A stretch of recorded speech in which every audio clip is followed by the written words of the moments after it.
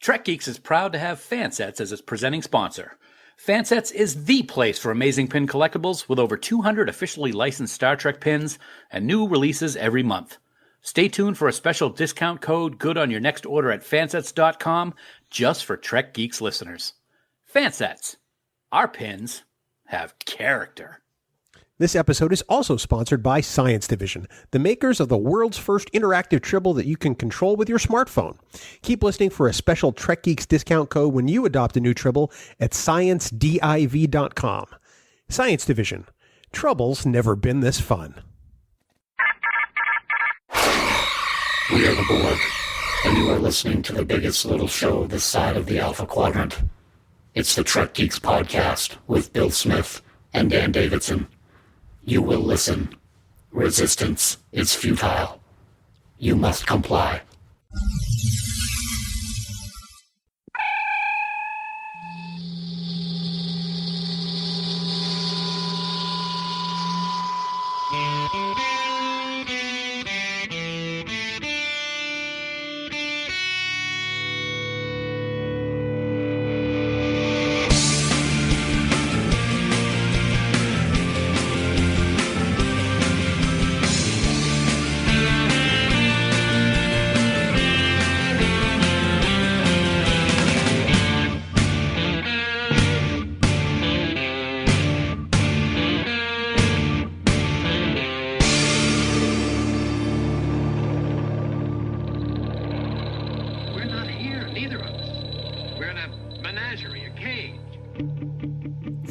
Fleet Command, Central Command. It's the biggest little show this side of the Alpha Quadrant, the flagship of the Trek Geeks Podcast Network. Greetings, ladies, gentlemen, children of all ages, and welcome to Trek Geeks. Somebody thought I was going to say Fenway Park, but I didn't. But what can you do? I'm your co-host, Bill Smith. We're very excited to have you here for episode number 224 and a fun discussion that we have on tap for you. And of course, by saying we, that means that I probably have somebody to co-host the show with me. I wish I could just cut the episode right here and leave a cliffhanger so you never know who it is. But he, let's just say, if he were an episode of a two-parter, he would be the Best of Both Worlds Part 2. Pretty much a letdown, Wow. But resolves the story kind of well. He is Dan Davidson. Dan, fire. I knew that you were going to say that. I knew you were going to introduce me as being the letdown in a cliffhanger. So I appreciate that very much because we did have some letdowns in the cliffhangers department, I'm afraid. A few. TNG. Yeah, a little bit. It's good to be here, man. Episode 224, To Be Continued is the title, which that's a cool name. I got to admit, you've been coming up with some good stuff lately. I don't know what you're doing, but keep it up, pal. You're going to get a gold star on your homework pretty soon. Oh, I love gold stars. Yeah, I know you do. I every now and then I have these crazy ideas, and I figured two-parters was a good topic, and what better title for an episode on two-parters than To Be Continued? So here we are. It's fantastic. That's fantastic. What you originally thought of doing was even better. That we were going to end the episode on a cliffhanger before I go on vacation, but. We love our listeners too much. We didn't want to do that to them. Yeah, no. I think if we'd done that, there would have been a revolt. People would have just been bailing on us, and I couldn't say that I blame them because it's 30 years ago, Best of Both Worlds cliffhanger happened, right? Goodness gracious. That was the summer of our discontent. 30 years. Yeah. 30. That was a brutal summer, man.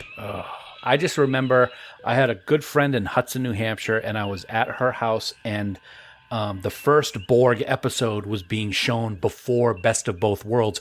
And I got to admit, I did not see Q-Who before that time. Oh, really? I had not seen it. So I was freaking out. And then Best of Both Worlds was on. I watched it at her house. And it was just, she probably thought I was more of a psychopath than she thought of beforehand because I was just going berserk at the end of the episode. It's one of the greatest alien adversaries ever created in Star Trek. Mm-hmm. And those TNG episodes right up to Best of Both Worlds are just they stand head and shoulders above everything else. Yep, there are some good episodes after that, but they really are in a class all by themselves. Speaking of being in a class all by themselves, Dan, our listeners are the best of all of the podcasts, and we'd like to hear from them every once in a while. How can they get in touch with us? We do love hearing from you guys, so please reach out and say hello. If you're looking to get in touch with us, you can head on over to trekgeeks.com/contact, and there you will find a multitude of ways to communicate with us. There is Skype chat, there's email, there's voicemail by way of that big blue button using SpeakPipe. We've been getting some SpeakPipe messages recently, Bill. We have. Whatever way you want to contact us, make it so, because we love hearing from you. Plus, of course, there's also the most positive Star Trek group on Facebook. It's called Camp Kittimer.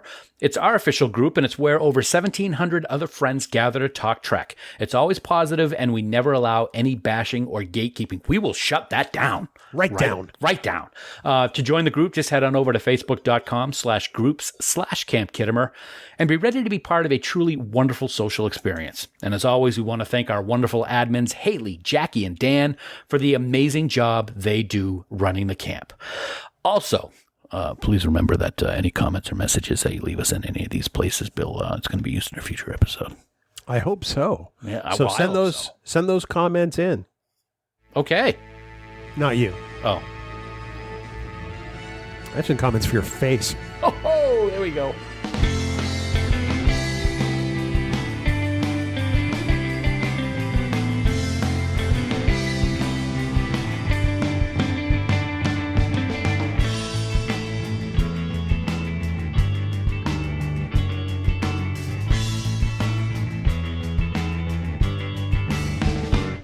Dan, it's time for the news from TrekNews.net.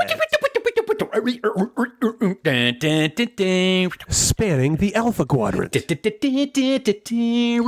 For all the news on all the Star Treks, yo. It's TrekNews.net.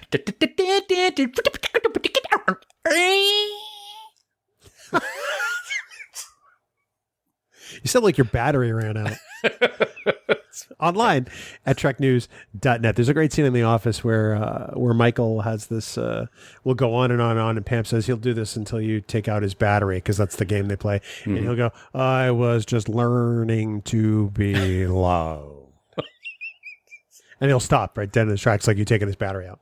That's what I'd like to do with you on a daily basis. First up, Dan, we have been waiting for this news, seriously, for like a year. A long, long time. And finally, we have a release date for the latest Star Trek series on CBS All Access and on Crave TV in Canada. Absolutely. A year. God, it seems so much longer than that, actually. We do have that, my friend. Both of us have been eagerly awaiting any and all news for Star Trek Lower Decks, and we finally know when the series will launch.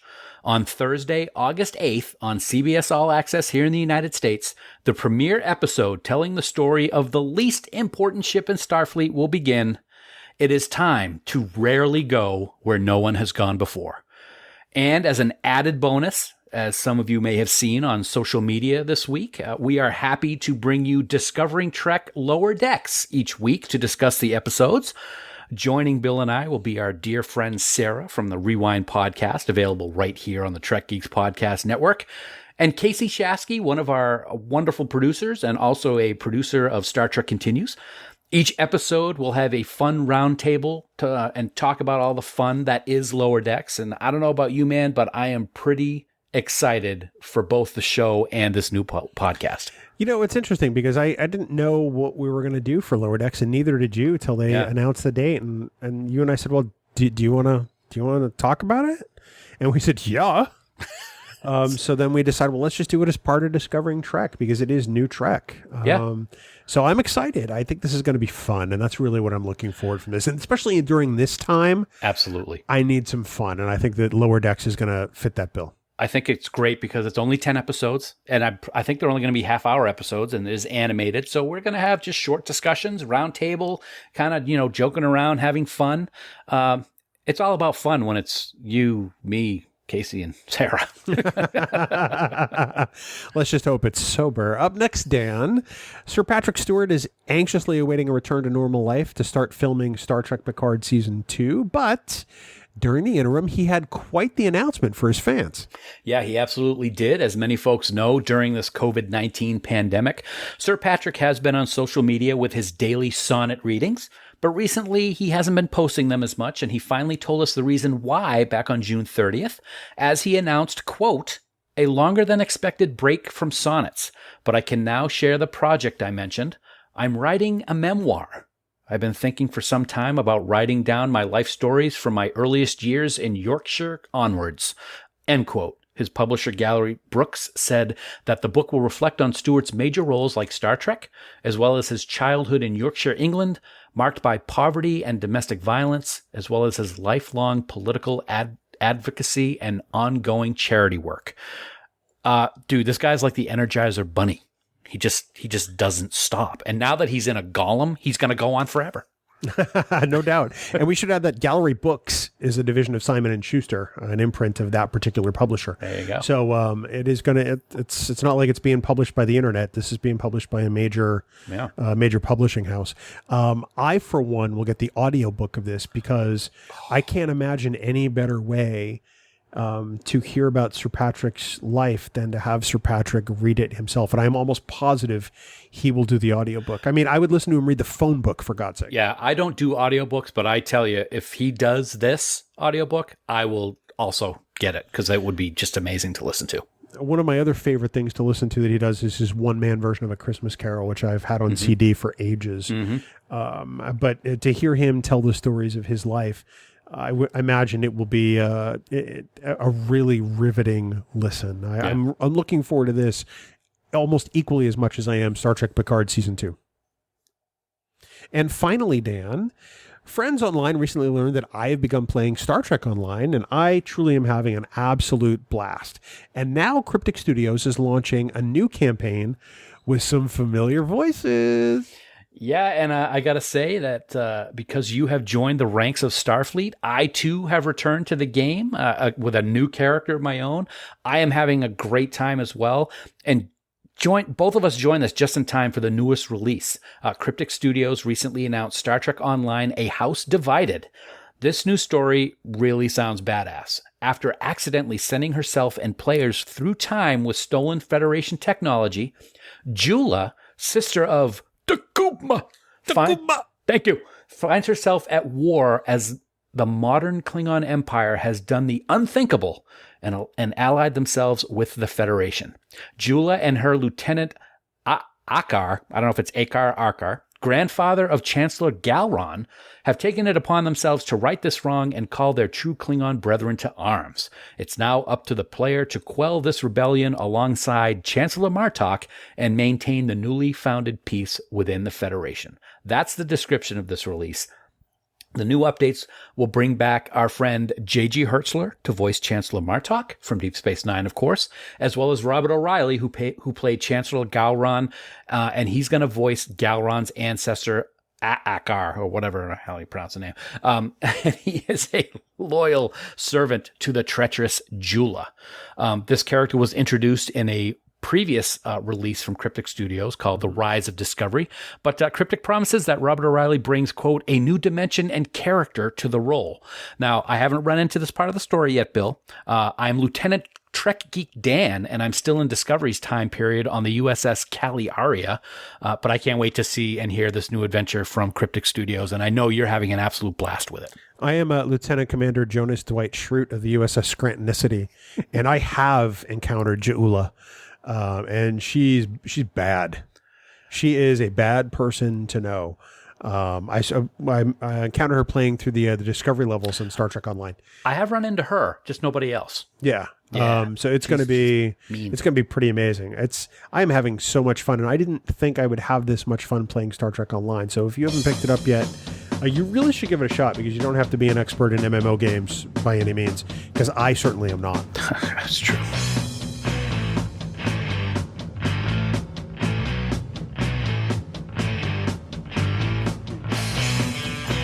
Well, Dan, a new month has drawn nigh and is upon us. And as always, Fansets has added new Star Trek pins to their ever-growing library of awesomeness. What a great word that is, dude. Awesome. Hashtag awesomeness. And why not, man? I mean, these pins are awesome. We look forward to the 1st and the 15th of every month because that means new pins are available to order at fansets.com. And right now, you can order the latest in the Women of Trek set. It's Jadzia Dax in all her glory. It truly is a work of art with the glitter, the Starfleet Delta, and even the Trill logo. You can't go wrong when you add this one to your collection. But that's not all. No, not by a long shot. The newest Micro Crew pin is now available from Star Trek Picard, and it's the one and only Daj. Before the unfortunate event on the rooftop, because that would be just gross. A little bit, yeah. Also available right now are the final 2 episodic pins from Discovery Season 2, episodes 13 and 14, Such Sweet Sorrow. Swatch, yes. And that's the crest. Yes, exactly. That's not all, because in just 1 week as we record this, the second set of new Trek pins for July will be available, and they are from the Women of Trek, 7 of 9, along with Micro Crew pins Narek from Picard and Wesley Crusher from TNG. Shut up, Wesley. Wesley Crusher. Who? Wesley. Those pins are going to make people very happy, Dan, as well as this little teaser. So Fansets is going to have a big announcement next week, and we will be sure to let you know as soon as we have the thumbs up. Until then, head on over to fansets.com and put a bunch of pins into your cart and accessories and gift certificates. Just put them all in there because, if you spend more than $30, you're going to get free shipping anyway. On top of that, at checkout, enter the Trek Geeks exclusive discount code for this week, cliffhanger, for 15% off your entire order. That's CLIFFHANGER in all capital letters. This bonus code is going to be available to use until Wednesday, July 15th, 2020 at midnight Eastern Daylight Time. Fansets. Our pins have character. We thank our friends at Fansets for being the presenting sponsor of Trek Geeks. Dan, when we were originally putting this discussion together, I actually thought about doing it as a 2-part discussion where we would just have a cliffhanger at the end of the episode. Like no coconut, no nothing. Yeah. And it would just end. And then maybe 2-3 weeks from now, we'd come back with the second part. But months. No. So what you're saying is you want the summer off. You can't go nowhere, Dan. I don't know why you want the summer off. That's true. But we decided that the best thing to do with 2-parters would be to bring on 2 fantastic guests to help us talk about them, Dan. Oh my God. See, your logic knows no bounds. I don't know where you get it. I really don't know where you get it, but that's good. I appreciate the fact that you thought of that thing. You've actually come up with some good ideas recently. So congratulations on that. You're going to get a gold sticker. So episode 224, that's a lot of episodes we've done, and we've never done 2-parters. So here we are, and we're bringing in 2 amazing people to help us talk about Trek 2-parters. And the first one is just a wonderful person. We had the opportunity to finally meet her at STLV. She's one of our greatest friends. Both of these people, I should say, are actually esteemed producers of the Trek Geeks podcast network. So we want to say that right up front.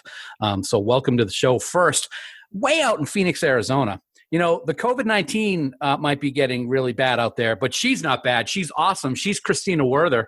Hey, Christina, welcome to the show. Oh, it's so nice to see you guys. It's great to have you here, and I'm glad you're safe and healthy. You're smiling, so that's good. So welcome. I know that we're going to have a great discussion. And also, hailing from Las Vegas, not only is he the biggest Star Trek fan out there, he might be the biggest Star Trek fan out there because he's like 7'7" and like 450. He's a huge guy. And we love every bit of him. Well, okay, we're going to bring it down to the right size. He's what, 6'4"? I don't know, 180? I don't know, something like that. He's Chris Trabuzio. He's our good friend. We love him. You hear him all the time on Camp Kittimer, or you see him typing messages, and you see him on Twitter all day long. Chris, welcome to the show, buddy. Thank you, guys. Thank you very much for having me. It's a pleasure to be on. It's a pleasure to be a producer of your guys' show.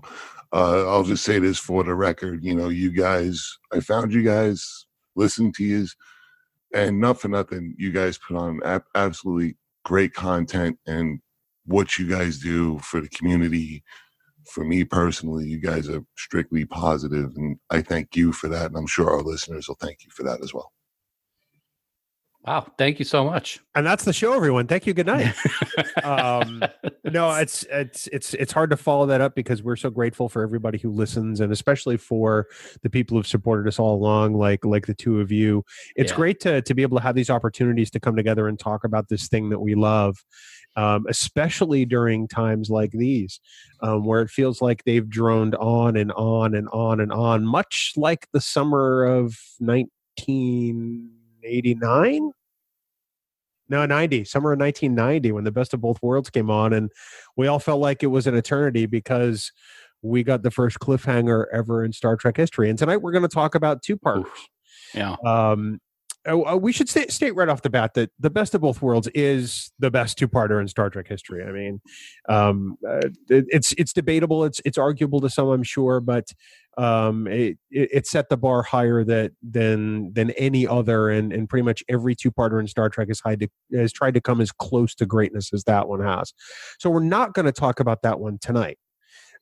There's also a bunch of others we're not going to talk about, and that's only because of time. We could sit here and talk for hours about two-part Star Trek episodes.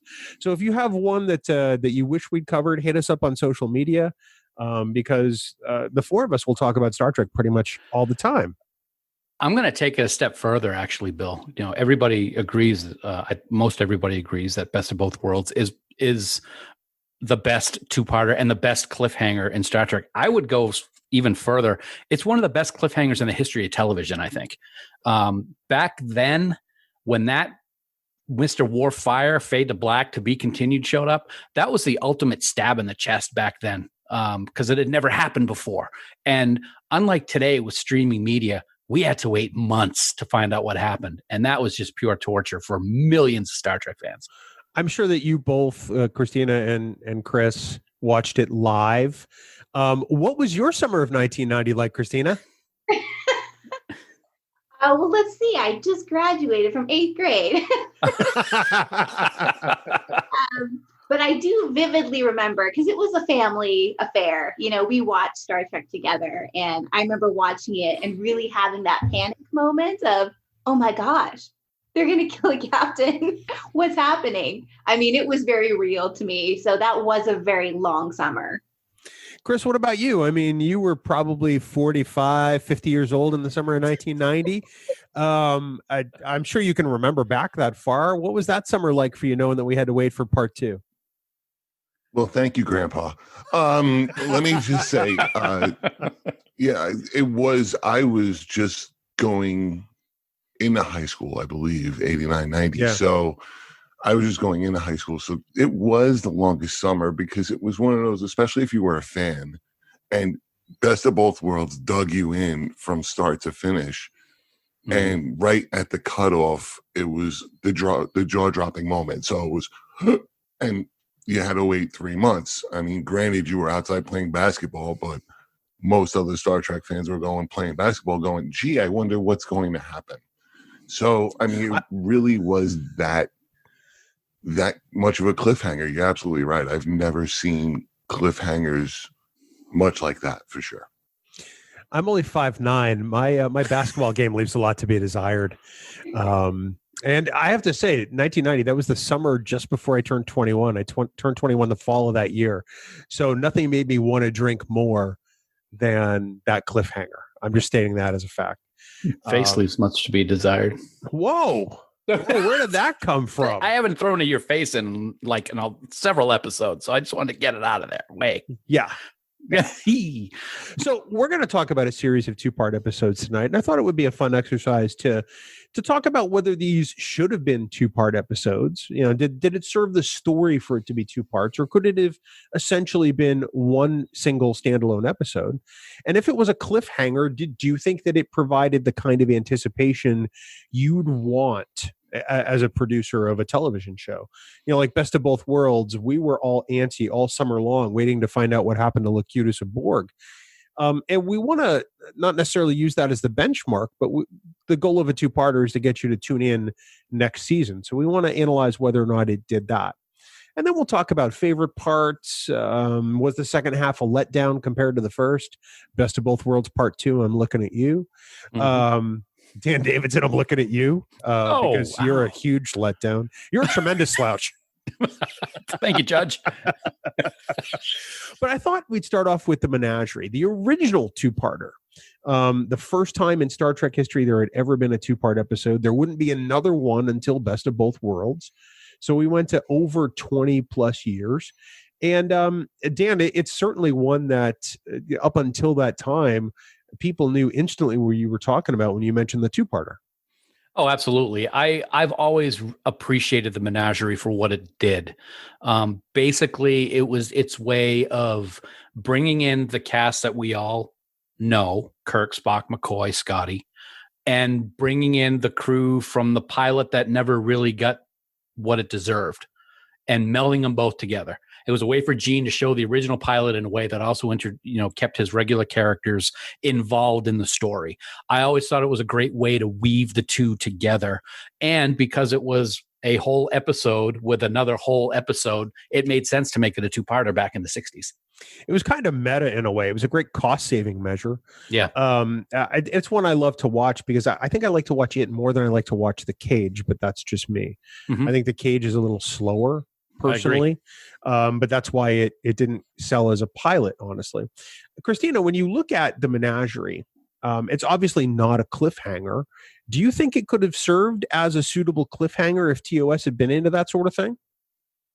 Well, I think so. I felt like it definitely had a lot of content that I don't think it could have fit into one episode. So I think it needed to be the two. And I do feel like, to think that Spock would basically, commit mutiny or, in some form, that obviously was something to kind of raise your eyebrows and try to see if, what actually was going to happen. What was he doing this for? And so I did feel like it was a good plot and needed that two-parter. Chris, what about you?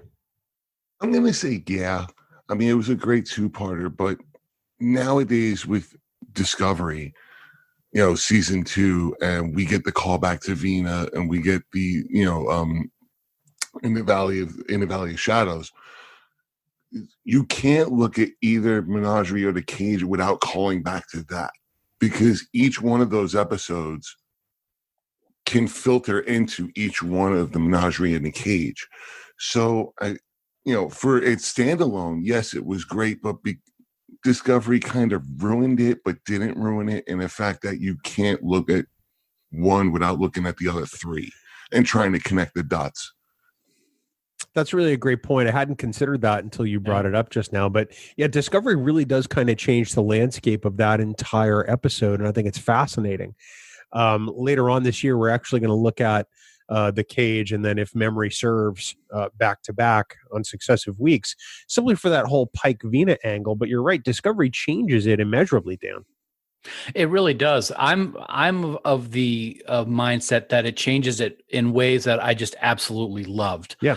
We've talked about it on Discovering Trek, the way that they were able to pull so many aspects of those classic episodes into this storyline with, Vina showing up in his ready room and just freaking Pike out, and the Telosians, and the bringing things just like the sounds of the Telosian illusions into that episode really brought it home for me, and I really loved it.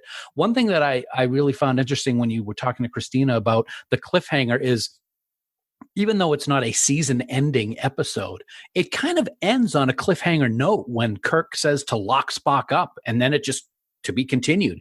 I really think that was a cool aspect, and was that maybe the first kind of cliffhanger that we ever had in Star Trek, if you really want to think about it?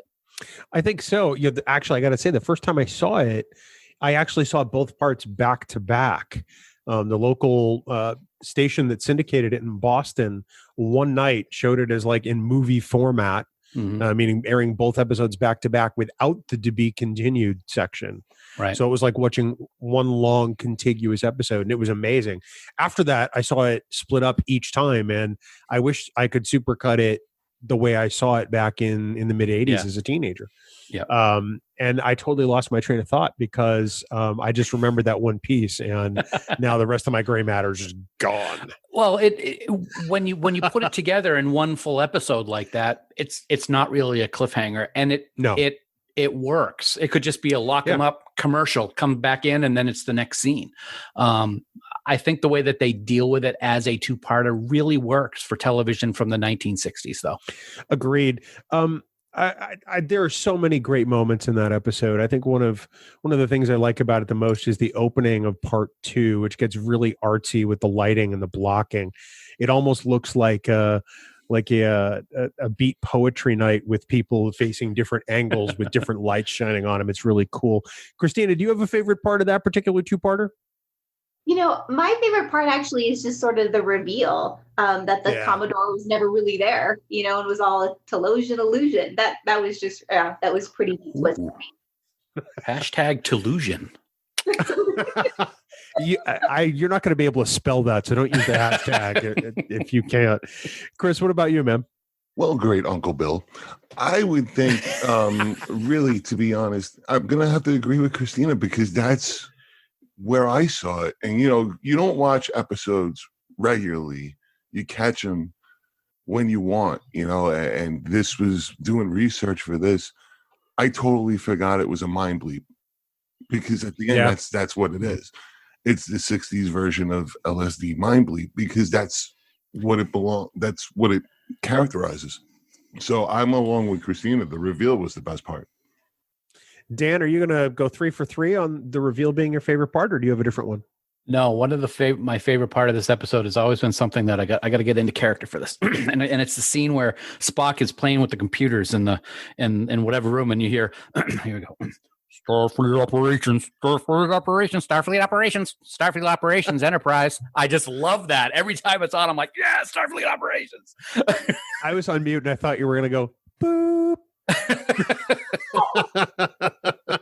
Too soon?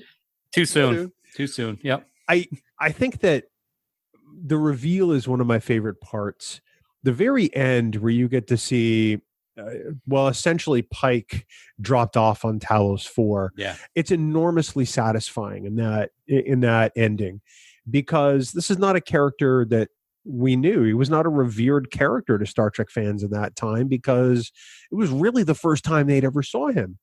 But over the last 50 plus years, we've grown to have an affection for Captain Pike in his various iterations, whether it's Bruce Greenwood in the Kelvin timeline movies or now Anson Mount in Star Trek Discovery. But on the whole, I have to say that's probably my favorite moment where you realize that Spock did the thing for Pike. And really, if you think about it, it's probably one of the first demonstrations of the needs of the one outweigh the needs of the many, because Spock risks every single person's life on the Enterprise, including Kirk's, including McCoy's, including his own, to bring Chris Pike back to Talos. If you think about it in those terms, Chris, it's pretty awesome. It is, and it shows somewhat of a camaraderie or friendship between the two so much that you would risk your life for your friend.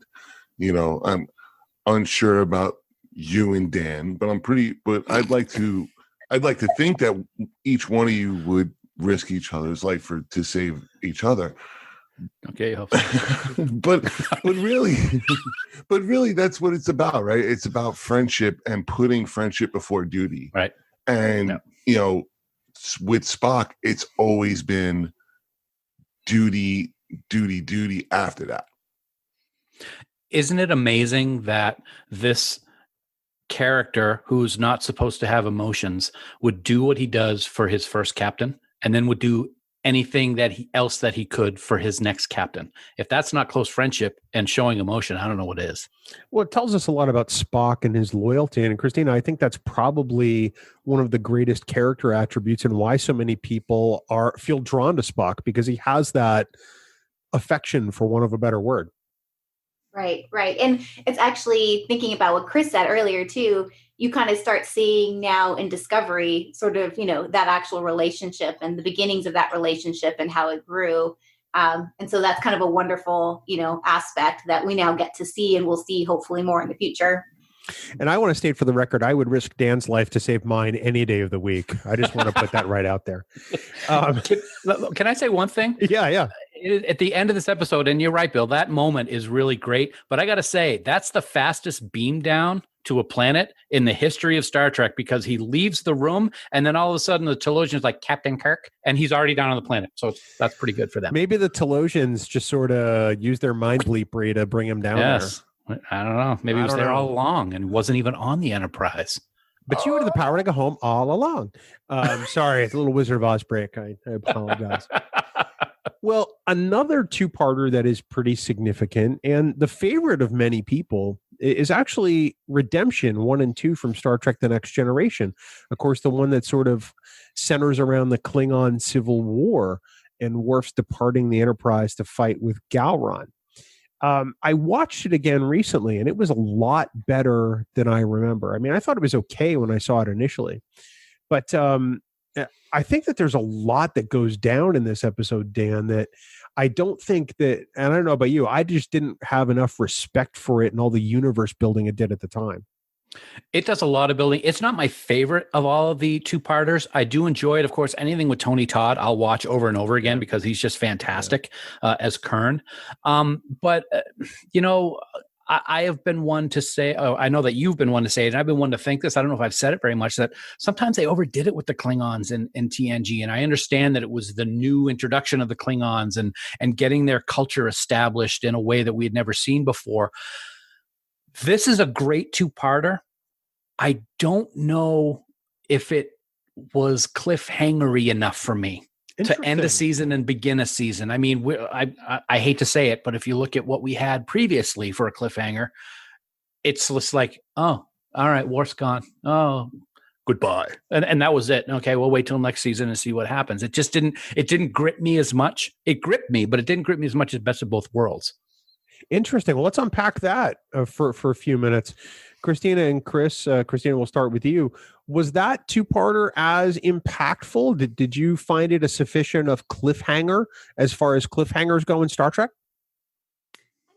I guess it met the definition of cliffhanger. This is my lawyer nature coming out now. But I had the same sort of reaction as Dan, where, it was not, wasn't like waiting, just can't wait till it premieres. Like, I knew it was going to come out, what was likely going to happen. It was a good episode. And I did rewatch recently too, just to also kind of refresh my memory. And it was, I think, a better episode than I remember. But I'm in the Dan camp that, probably not as cliffhangery as I expected. I'll allow it. Chris, what about you? Well, third cousin, twice removed from my mother's sister's brother's cousin. I'm going to go ahead and say, I'm going to go ahead and complete the trifecta with Dan. I'm going to go ahead and say, it's not cliffhangery. While it is a Worf story, it truly is the Worf story. Goes off to war. I'll see you later. It really does. It really didn't grab me. I'm like, meh. Oh, we got a meh. I got a meh. That's the meh part of it. Now, there are a lot of things that I really like about the episode. I love the Klingon ships. I think the Bortas is in this one, if I remember correctly. I could be. Yeah, it is the Bortas. Yeah, it's the Bortas. I love the look of those futuristic Klingon battle cruisers. I think they're sexy. They're gorgeous. They got a lot of firepower. Galron, of course. Anytime we see Galron, it's always a joy. I love those wide eyes. It's kind of how I look at you most of the time, Bill. And there is good story to this, but it just didn't give the, oh my God, I have to wait 3 months for this. Stop looking at me like that. Moment that we got with Best of Both Worlds. And it's sad that we have to continually go back to Best of Both Worlds to rate other cliffhangers in Star Trek. But, when you're the best of the best of the best, with honors, sir, I guess that's what's going to happen. I'm going to go out on a limb here and say that I think part 2 of Redemption is better than part 1. I think that part 2 is incredibly satisfying. I think it resolves the whole Klingon Civil War thing. You get the whole Sela factor. You get the Duras's. You get a whole bunch of stuff in part 2. I think they could have done this as one episode, but I'm kind of glad they didn't, because they took the time to unpack a lot of the part 2 stuff, which I think if they'd cut any of it out, Christina, it would have been a real mistake. Yeah, I agree. And I'd actually forgotten also about Data in Command.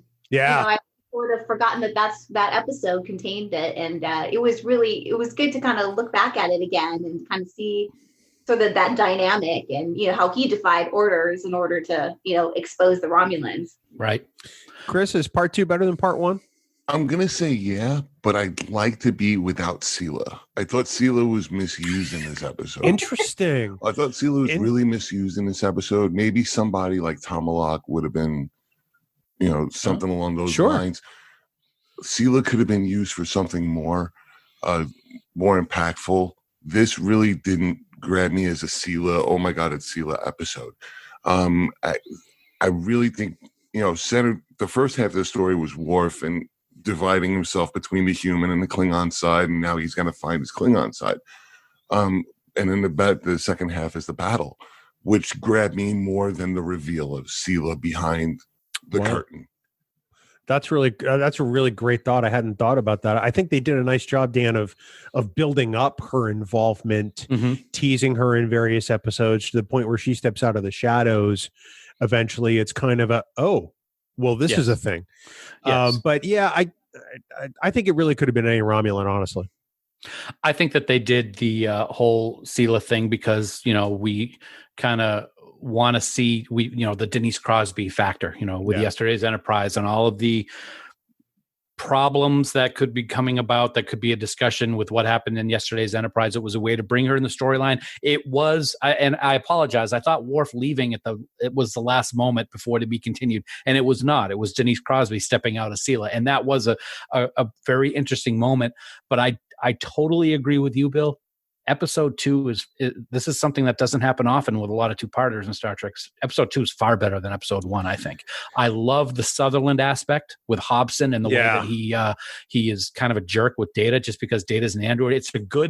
When you look at it, he's being a racist towards Data, and especially with what's going on right now in our world, that is a perfect example of how things may not have come to be what Gene's vision is in the 24th century, because we still have people acting like that. But I think episode 2 is much better than episode 1.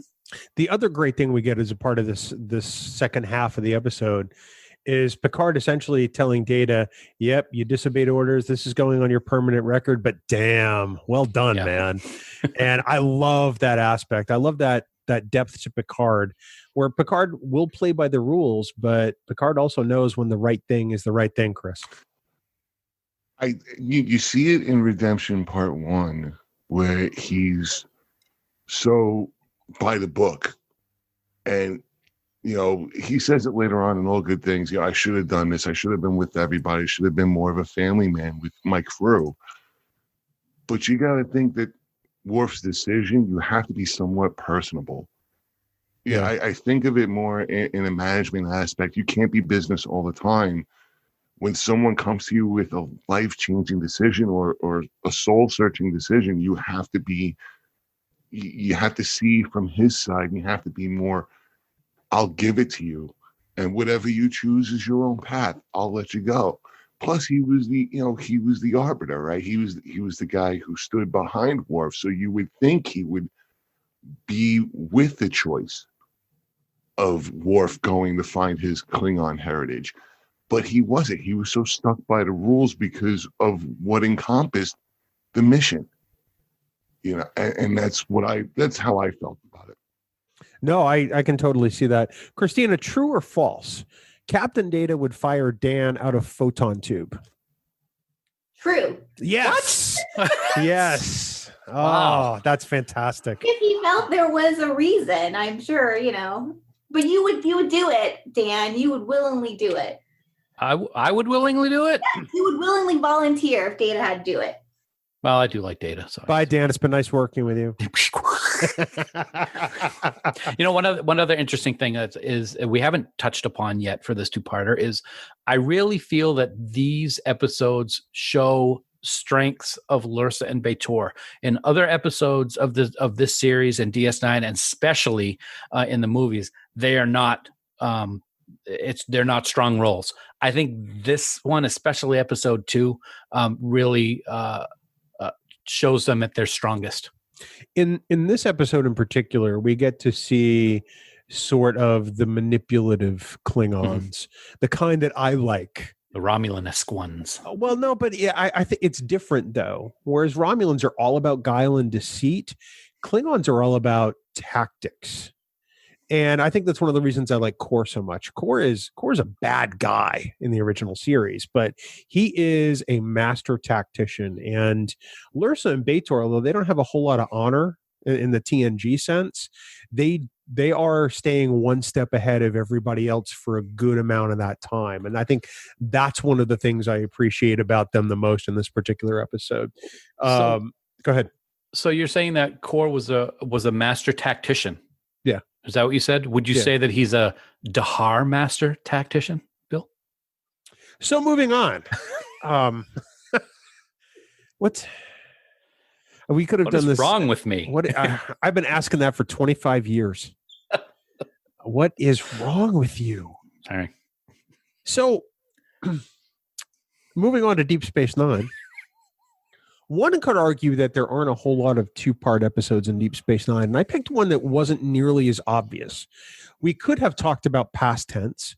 We could have talked about some others, but I thought that probably Deep Space Nine's most interesting cliffhanger is the break between a call to arms and a time to stand, or I should say call to arms. It's not a call to arms. The season cliffhanger and the following season premiere, which starts the Dominion War. And one could argue that it's a cliffhanger with part one and then 26 other parts. Yes, absolutely. I rewatched those episodes just yesterday, and I found myself continuing on through episode 4 and 5 and 6 of Deep Space Nine, season 6. Dan, I think that this arguably is probably one of the best scripted two-parters in all of Star Trek, and there is no way in hell they could have done this as a single standalone episode. Oh God, no, not at all. There's so much going on, and there's so many things unraveling and raveling at the same time, if that makes any sense, and what's going on with giving up the station and mining the entrance to the wormhole, which I got to say, we're going to get into our favorite aspects of the of the episodes shortly, but I got to say the whole idea of mining the entrance, it's about time that Star Trek thought in more than just one linear dimension, except for in Star Trek 2, of course, because we all know what they did there, but they actually mine in up and down and all around. And I think that's great because we don't really ever see that in Star Trek. And just the fact that Rom was responsible for the mines is just another idea, another reason why I love the character and love Max Grodénchik so much, because he is such an important character at the beginning of this arc all the way through the end because of the things that he does, because he is an engineering genius.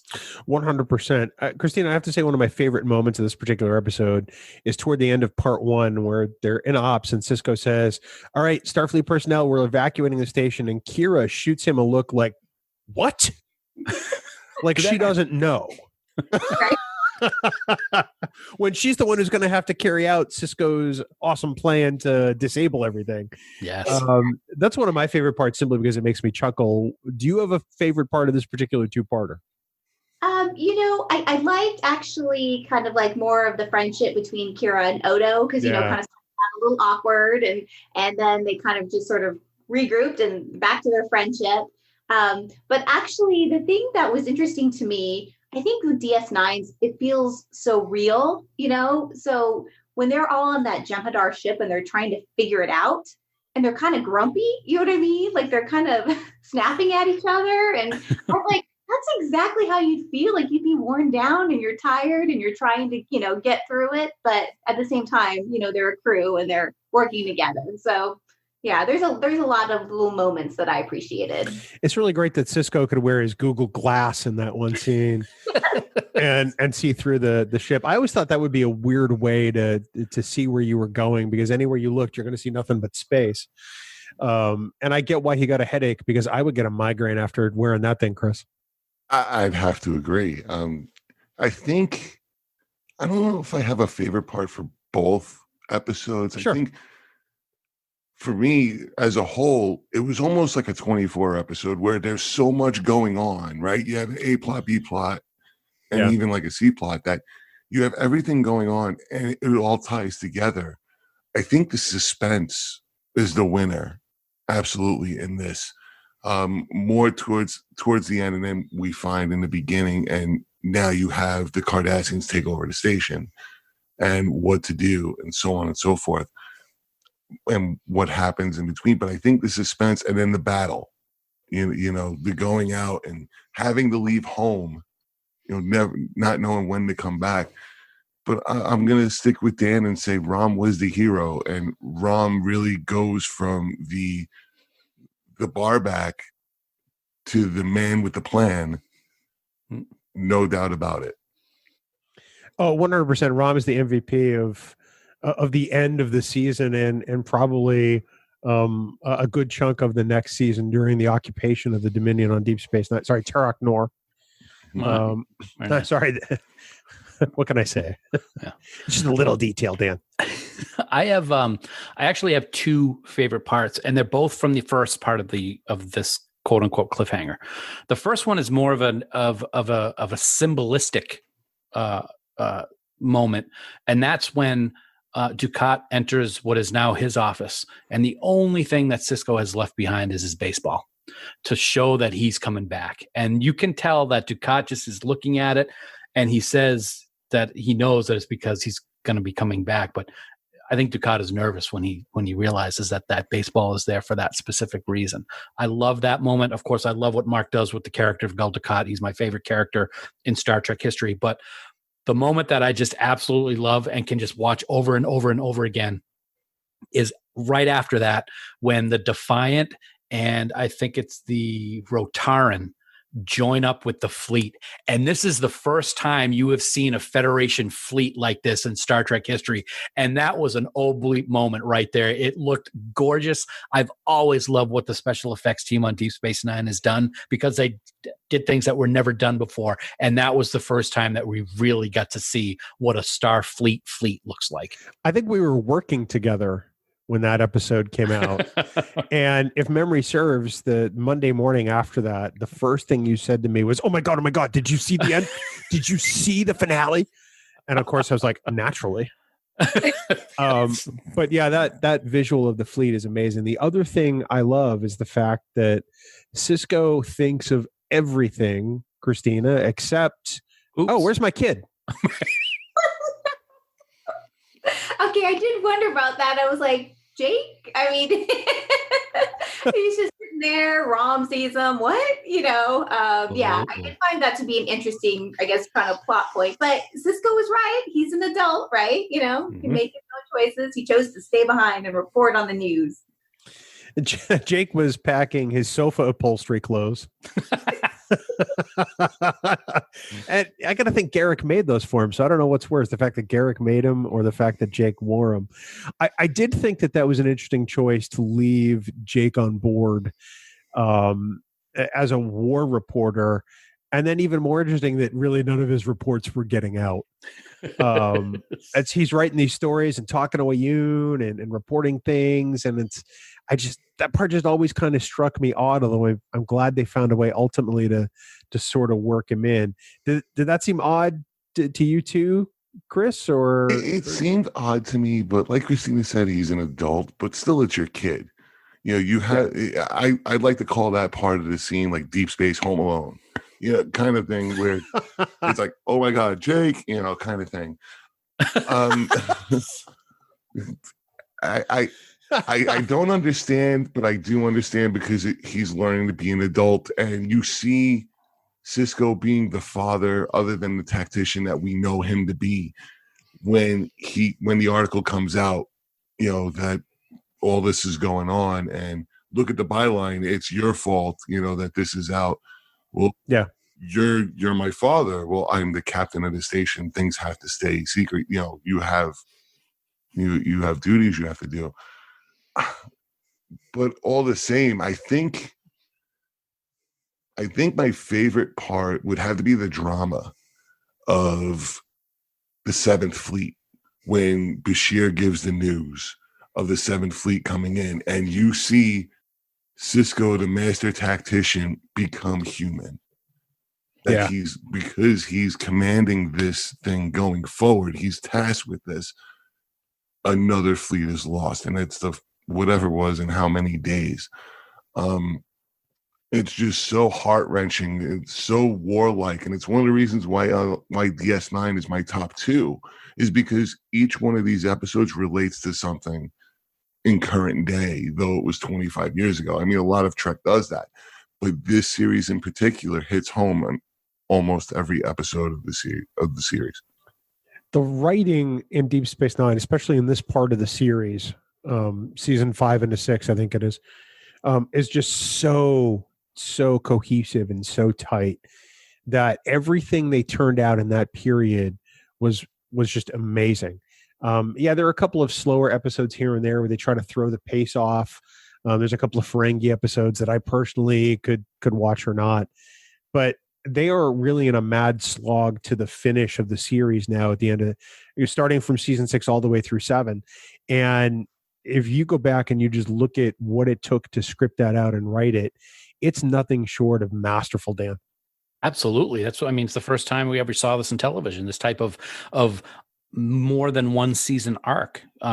It's not the episode of the week anymore. And I think that they were hugely successful with that, and it wasn't appreciated at the time, which is why I think now Deep Space Nine is the favorite for so many Star Trek fans, as it has become 25 years old and people are watching it now when they have streaming television all over the place and they can see what this type of serialized television is like. I love what they did at the end of this two-parter, everyone. And that's, at the end when they're looking to destroy that Ketracel White facility, and their ship gets severely damaged. And according to Dr. Bashir, it's going to take over 17 years for them to get back to Federation space. And that opens up the whole next chapter of a few episodes that are fantastic episodes. Rocks and Shoals, I think, is coming up after this. Right after it. And that's a fantastic episode. So, I mean, it starts with the end of season 5, really gets going at the beginning of season 6, and then just goes on for the rest of the season. Like you said, Bill, there are a couple things thrown in there here and there to break things up, but on the whole, unbelievable television for those 2.5 seasons. It starts 2 seasons of to be continued without the words appearing on the screen. And I think that's what's so beautiful about it and why I threw it into this particular discussion. Dan, of course, we want to take a minute to talk about our friends Kaylia and Jay at Science Division, the makers of the galaxy's first interactive tribble. See, I'm getting Davidson disease. Yeah. Makers of the galaxy's first interactive tribble that you can control with your own smartphone. Trouble. It's going to come out at some point during this spot, right? Yeah. Absolutely, man. We love small businesses and we love working with CBS licensees, and Science Division is no exception. Their product is just fun, and they're pretty soft too, and they purr like a Tribble. Naturally. And unless they see your face, because then they'd shriek like they've seen a Klingon. I mean, you scare me each and every day, so it's no wonder, right? I would try to do the impersonation of a Tribble screaming right now, but I don't want to scare anyone. More importantly, unlike your face, Bill, Tribbles from Science Division are not dangerous, because your face is dangerous. Sorry. Gee, thanks. Appreciate that. You can buy your Tribble right now at sciencediv.com. And when it arrives, you can download the Section K7 app on your iOS or Android phone. You can name your Tribble, and you can even choose what ship it's going to be assigned to. Right. And of course, whether you use the app or not, your new Tribble will be such a great addition to your Trek collection. The Tribbles have 3 modes: at ease, where they're happy and content, like I am right now; on duty, which is a random mix of happy and angry sounds, which I am most of the time when we record; and watchdog. And when that happens, well, let's just say there are probably Klingons around, or Bill's face. The app also has an attack button, which makes your Tribble scream on demand at friends, family, or even co-podcast hosts. Oh, I wonder who you could be referring to there. I'm not sure. Now, of course, if you order your Tribble today, Science Division is giving Trek Geeks listeners a special $5 off the adoption of your Tribble. Head on over to sciencediv.com to place your order. Now, normally these furry little creatures go for $69.99, but if you enter the special code K7, that's capital K and the number 7, use that code and you will get $5 off your Tribble adoption. Now, this offer code is valid now until July 15th, 2020 at 11:59 p.m. Eastern Daylight Time. Science Division. Trouble's never been this fun. And we thank our friends at Science Division for sponsoring this week's episode. Looking at one that's a little more defined and not a cliffhanger, but certainly one that is revered in Star Trek history has to be Voyager's Year of Hell. Voyager did a lot of two-parters, probably more than your average Star Trek series. And I want to say they were quality two-parters.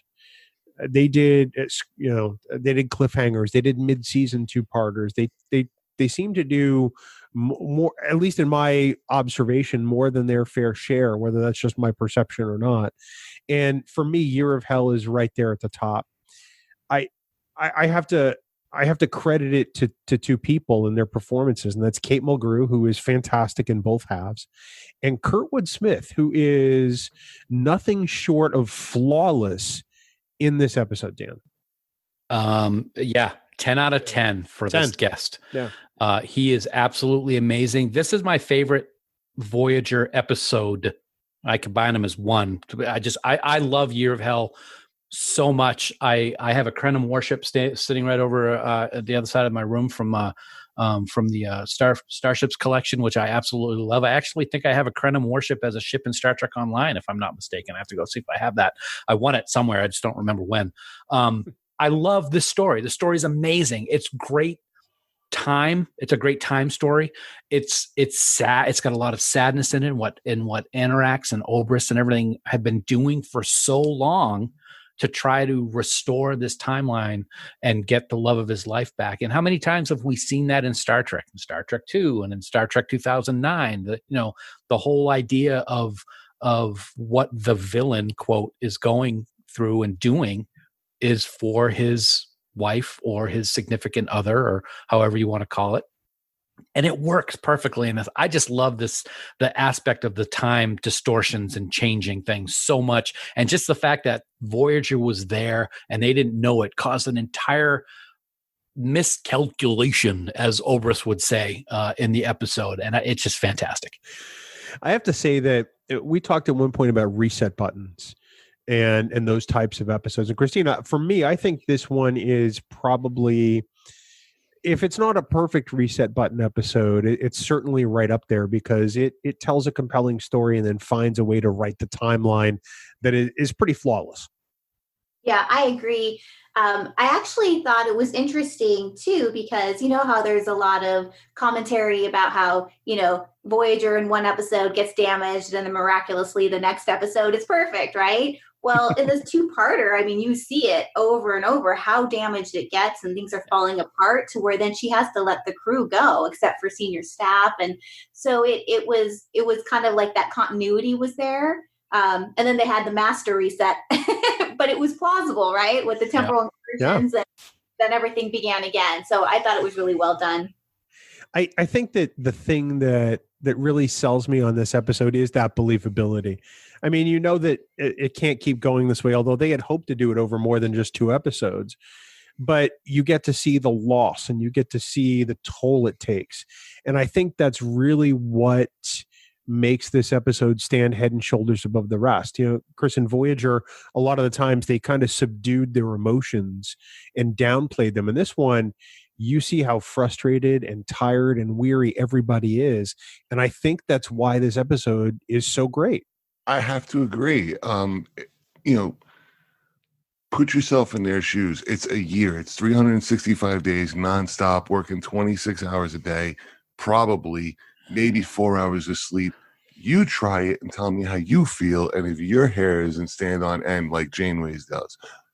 The thing about I love this two-parter, and I think I stand with most of the Trek fans that say this should have been a season arc.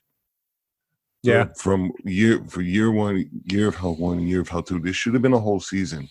The only thing that ruins it is the fact that once Year of Hell 2 starts, she's got the fleet already. She's already made friends.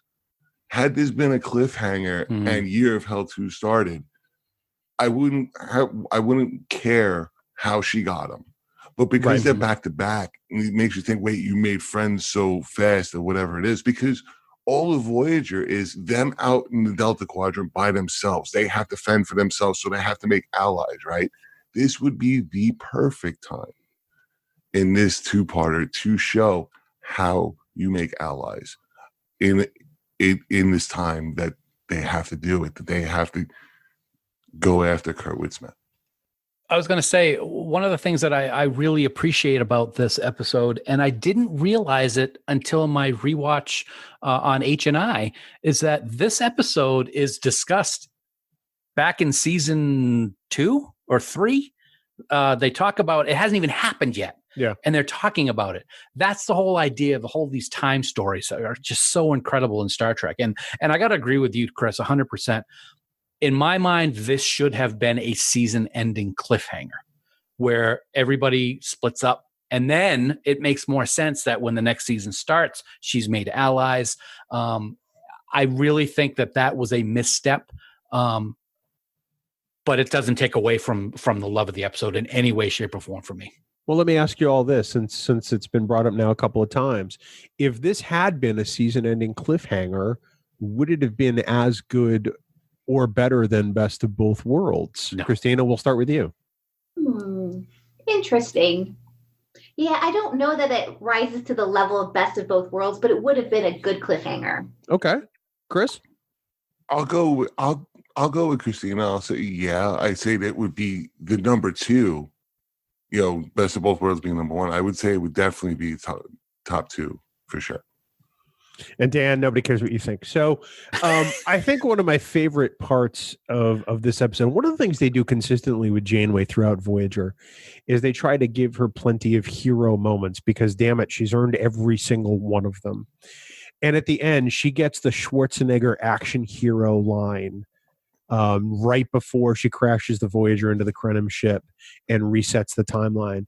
They give her the very, very predictable time's up. And it is nothing short of awesome.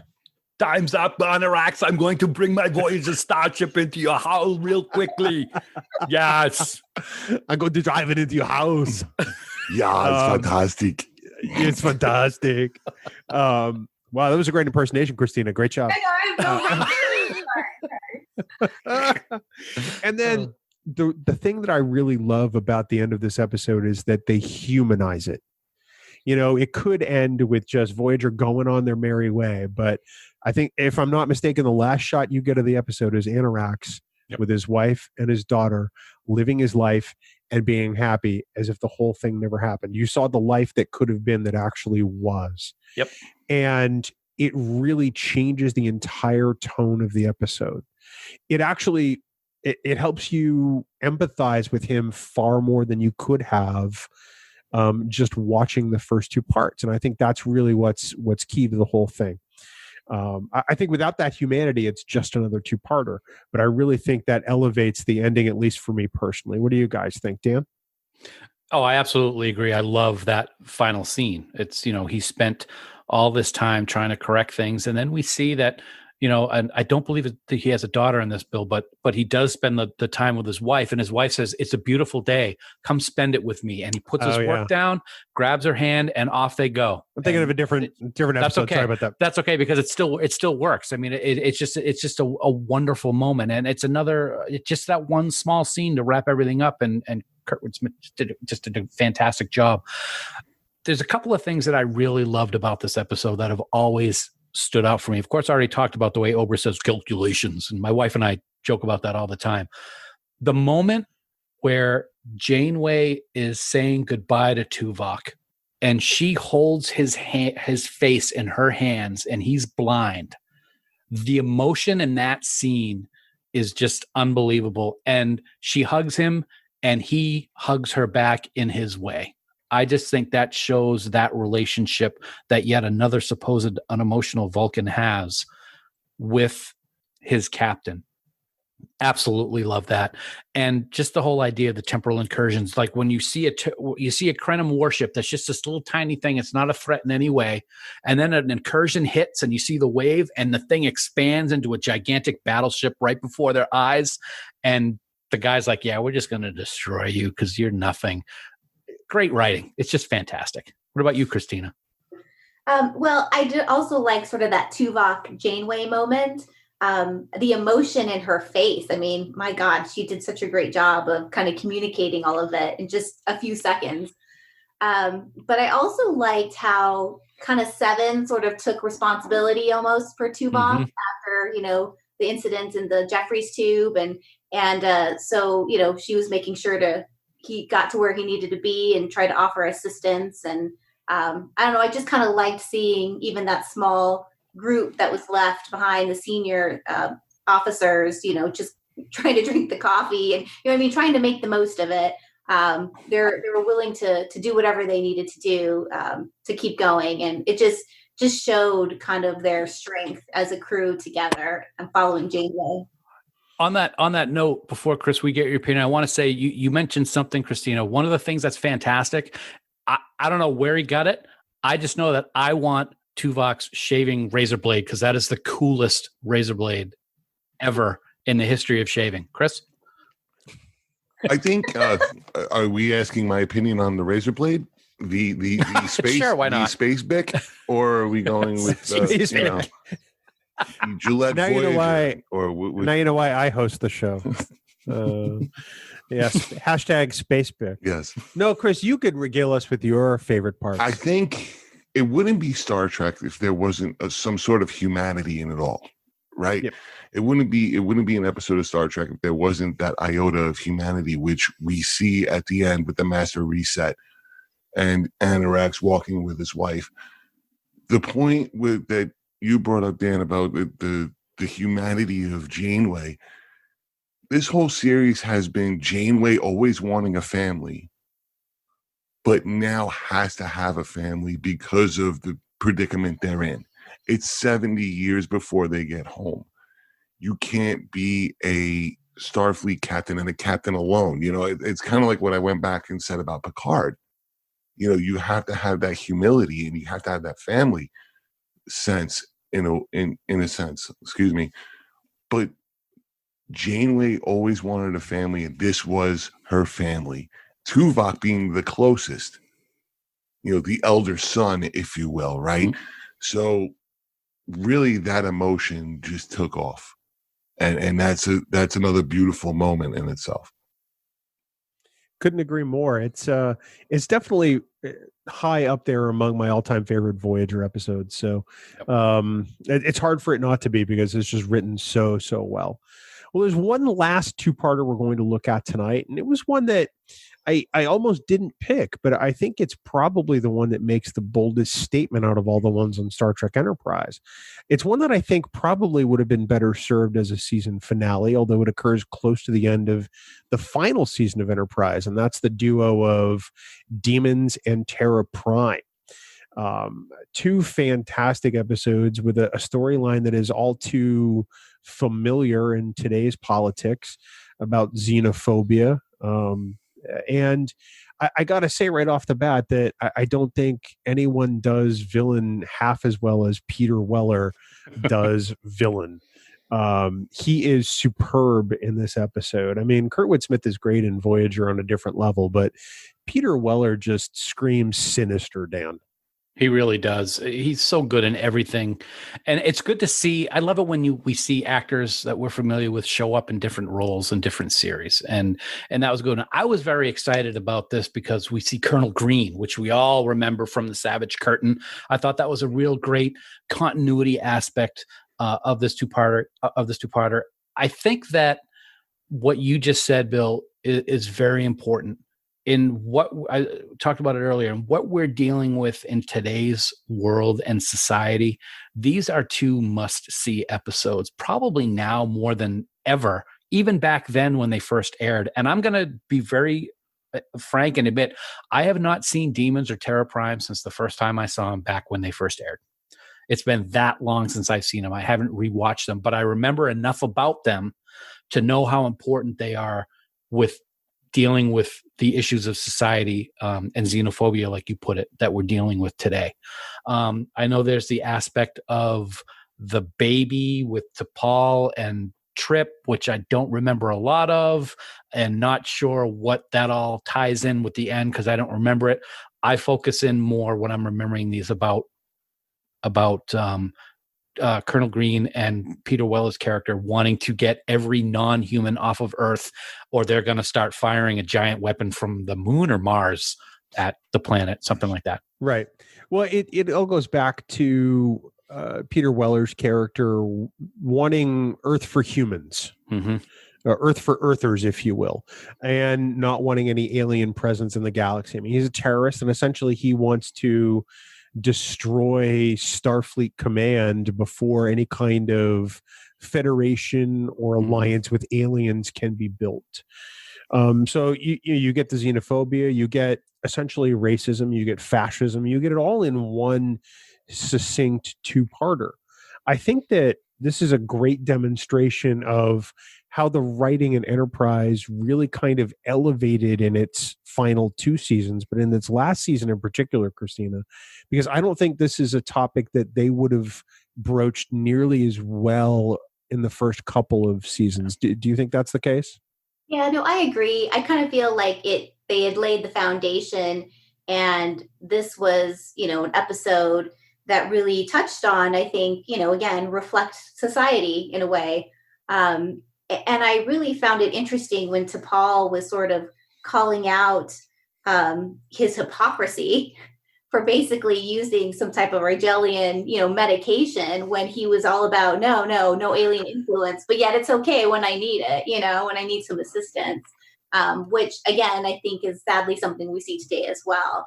So I do think the writing was really well done, and they did a really good job of just kind of communicating again the sort of the message and the fear that exists from some people and what that looks like, and how that tends to, it leads to harm. So it was well done overall. It's that whole, it's okay for me, but not for the angle. And I think they wrote that into the character extremely well. I mean, unfortunately, you look at the Paxton character, and he represents way too many people that we've seen in our own history on this planet, Chris. And I think that's part of the reason why Peter Weller does such a great job. Unfortunately, there's a very rich tableau of characters for him to draw from as inspiration. First of all, Peter Weller, the actor, love him or hate him, and he was a great villain in Into Darkness. Yep. That being put aside, for what it is now, for what we're talking about with Enterprise, you guys, both you, Bill, and Christina, hit it on the head. He's portraying somewhat of a Hitler character. I don't mean to get political, but this is what it is. No, it's history. Yeah. He's portraying the Hitler character. That's what I got from it. And he does it so well. And Christina hit the point is, it's okay for me to do this because I'm me. Never mind you. I'm me. I can do what I want. You have to do what I say. And the fear of the unknown, right? That's another topic of these episodes is the fear of the unknown. We know what we have, but we don't know what it'll become. So we have to extinct it right away. And it's so poignant even now, like you guys were saying, but it was poignant back then as well. And it was poignant 60 years ago before then.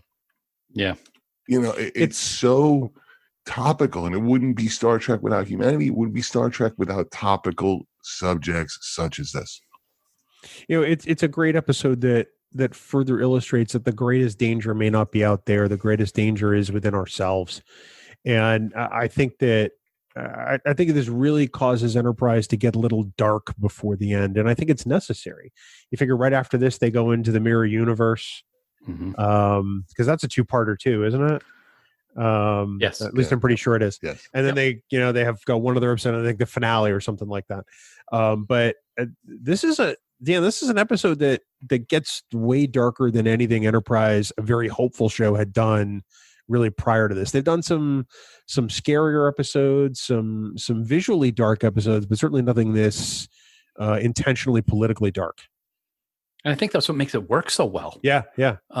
Is the fact that they stayed away from doing these type of stories. I mean, every iteration of Star Trek throughout its 50+ year history deals with topics that are current when they're doing stories.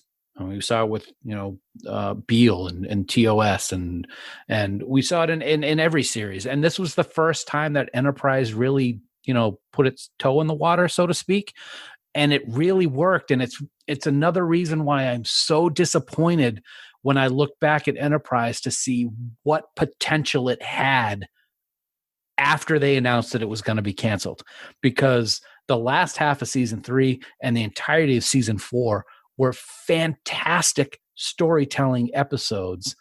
And because of that, Star Trek boredom factor that hit back then, which I still don't understand to this day, we lost out at a potential of 3 more great seasons of an amazing show.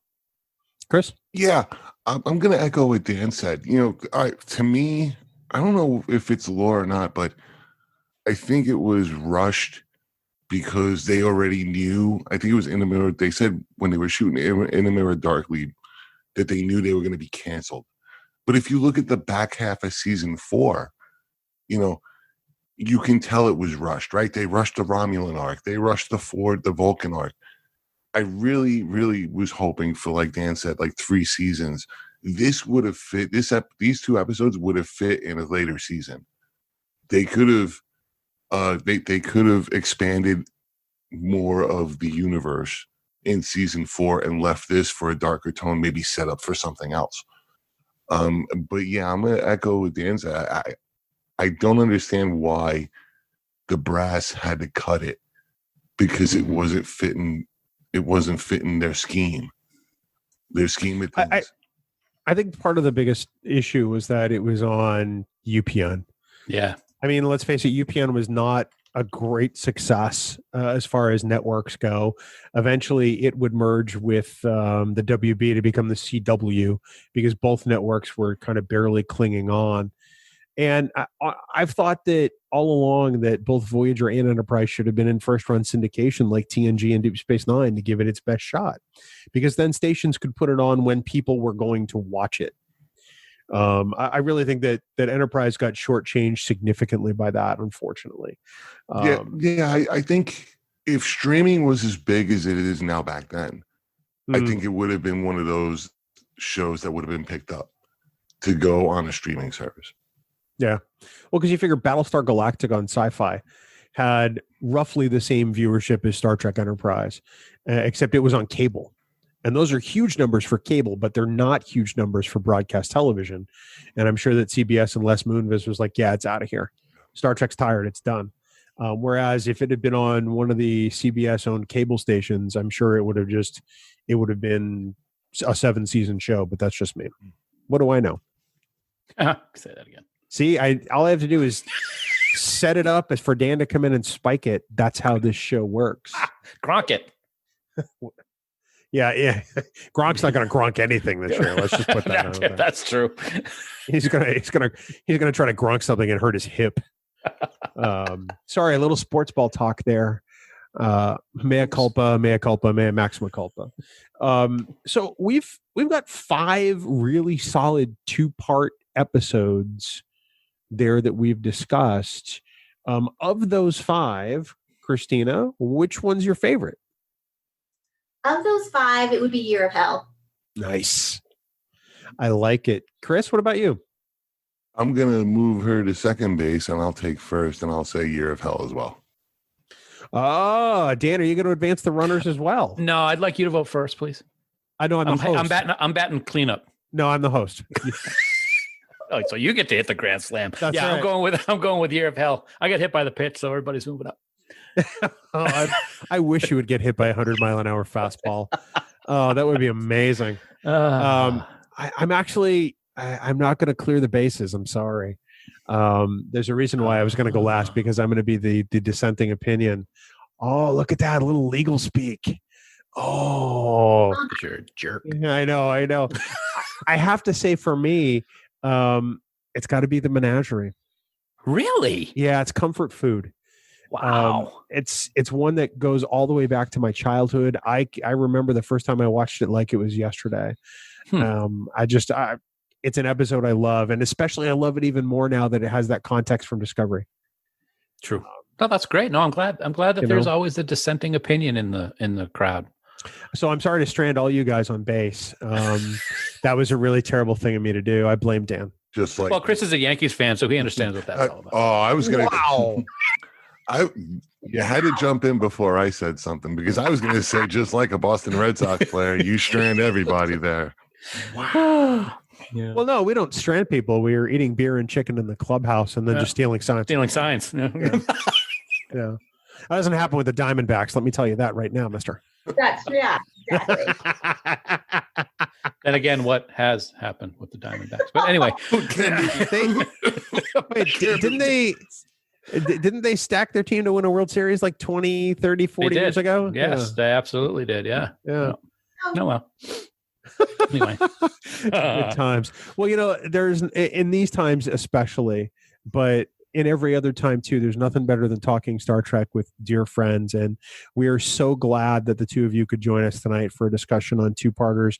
I think now we all have a watch list for the next week of episodes we can binge.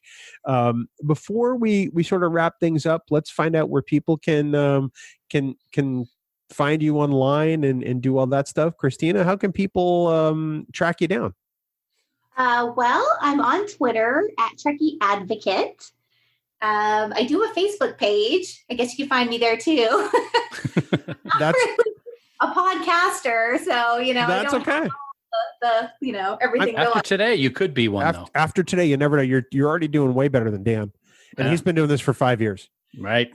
And of course, there's Camp Kittimer, I'm sure. So I mean, if people want to find you, Chris, you actually are a podcaster. I am. And do have your own show. Why don't you tell us a little bit about it? I do. I am over on the United Federation of Podcast Network with our dear friends Brandon and Zach and Tony and Ken Tripp.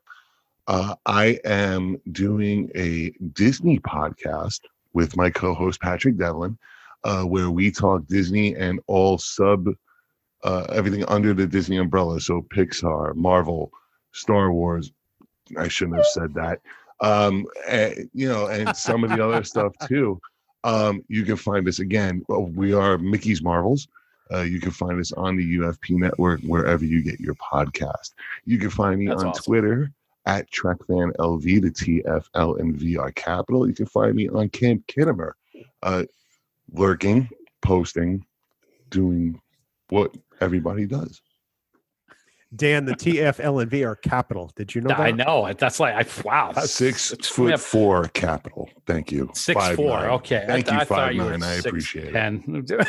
It's 5'9" and 3/4. Don't forget the 3/4. When you wore platforms, sir. When you wore platforms. Okay, let's keep it that way. Okay, Tribs, I gotta say, I think it's just so awesome that you do a Disney podcast, and I'm gonna steer off the rails for just a second if I can here. Just watched Princess and the Frog for the very first time last night, and now I can't wait to see what they do with Splash Mountain since they're redoing it to the Princess and the Frog. So that's a podcast topic for you right there, pal. Thank you, sir. To be honest with you, I have been thinking about contacting you, Dan. Bill, you can go in the other room.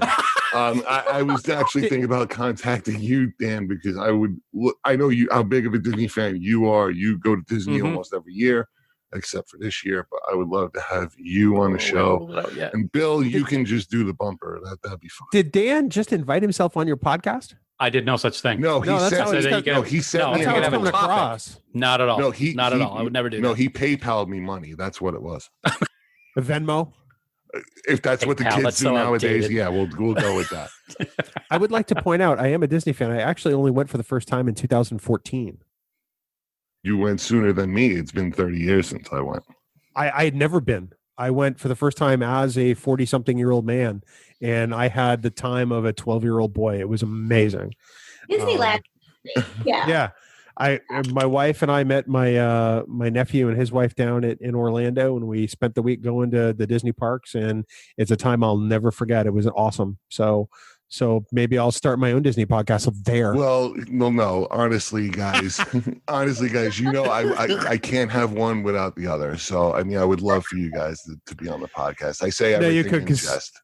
You could, because I can't do any more shows with him. He's a jerk.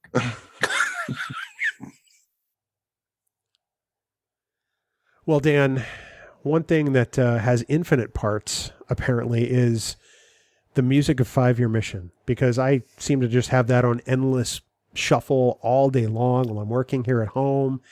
And, man, it really helps the workday pass by a lot better, I got to say.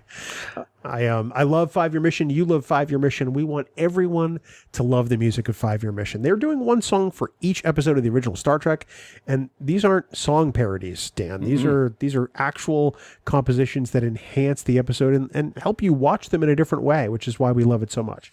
So please head on out to 5yearmission.net, get all their CDs, send them to yourself. Give yourself that gift and just become a huge fan because we are.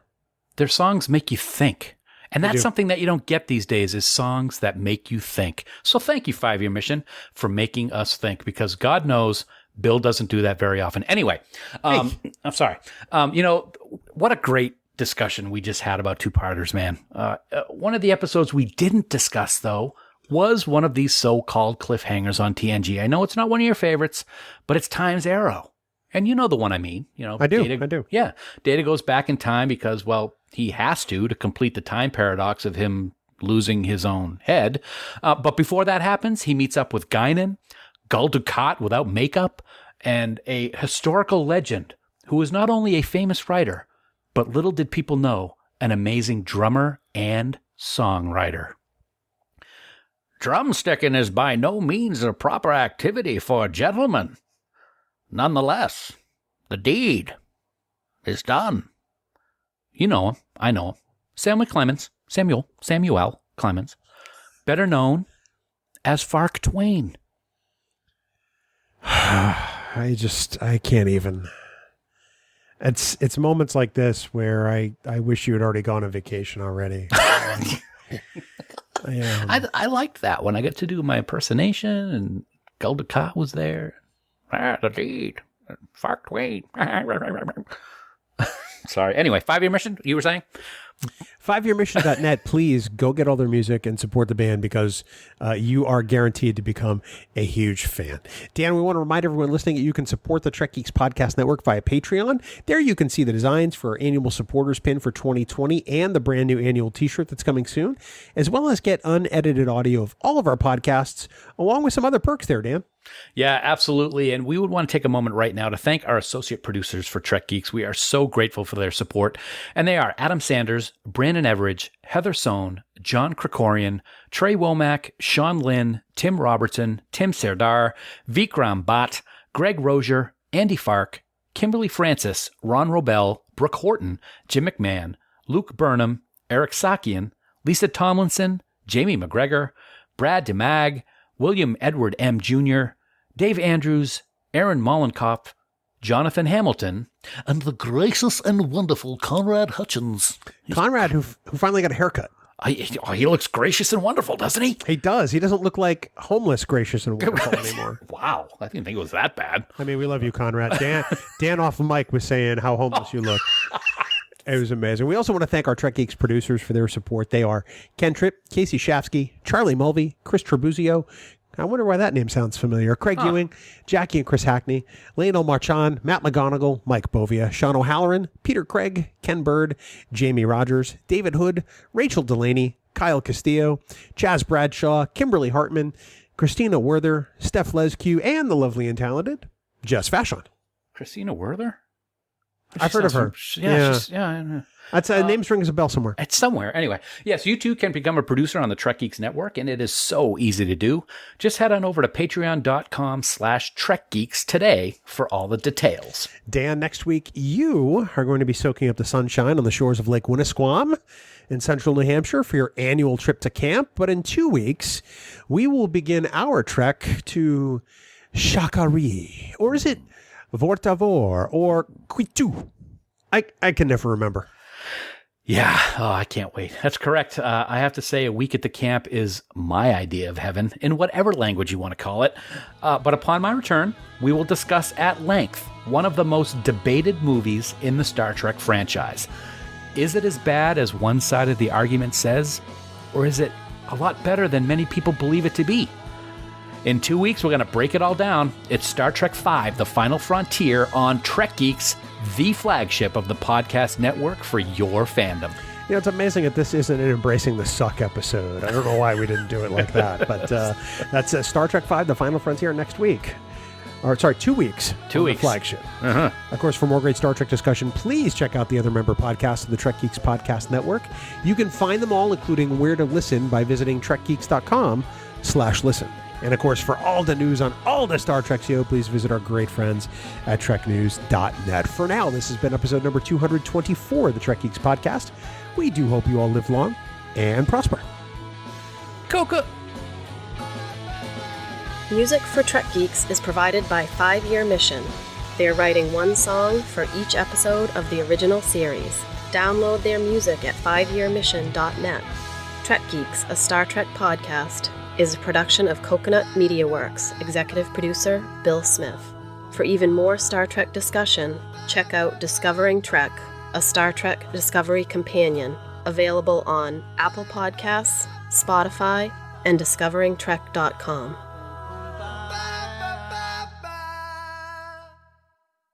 Bing bong! Bing bong.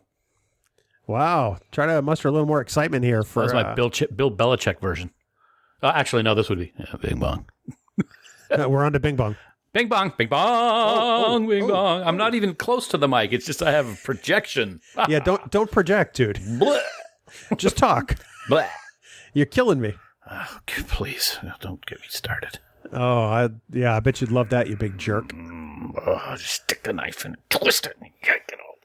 You're very violent today. You know, I got to tell you, has nothing to do with violence. Just I'm excited. I mean, you can tell. You can hear my voice. Yesterday morning was the Mutual Kingdom, Omaha's. What? Oh God! Mutual of Omaha's Thank you. Wild Kingdom. I said it right to you earlier. In our backyard. It's because you typed it out, you idiot. Exactly. It was unbelievable. The animals that we saw in the backyard. We saw a couple hawks flying by at eye level right near our deck. Groundhogs, 4 chipmunks, 3 turkeys, 2 deer. And then at one point, I got to watch a hawk catch prey on the ground, bring it up to a fence post on our neighbor's house, and shred that thing and eat it alive. It was quite the morning. Great. Yummy. And he kept looking at me going, ah! Like what? Ah! You saw an eagle. It was a hawk, though. It was a hawk, though. Yeah, but it was fun. Yeah, so it was kind of neat. I love the animals. We got a deer and a baby deer that have been staying around here the last few nights. It's awesome. They make good eating.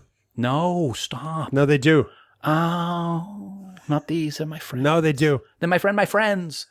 They're not your friends. My You're not friend, Dr. Doolittle. Oh. No, I'm not. You're not Snow White. My next door neighbor growing up, though, his last name was Doolittle. Does that count? Really? Yeah. Jeff I didn't Doolittle. know that. Yep. Yeah. Could he talk to the animals? I don't know. I don't know. I don't know where he is now, so I can't ask him. Oh, so, way to go. We're best friend of the world. Yeah, nice job. I said nothing about him being friends. I said it was my next door neighbor.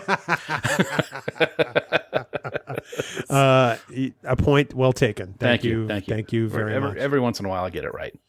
It's rare. It's very rare, but It's incredibly I'll take rare. it when I get it. You know.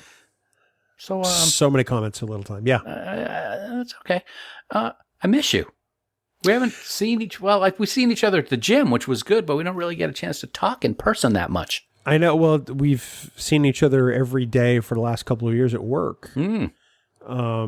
I feel like we're kind of back in the first couple of years of Trek Geeks where you were recording in Maine and I was recording in New Hampshire. Yeah. I'm finding that as much as I hate people, I'm missing human contact.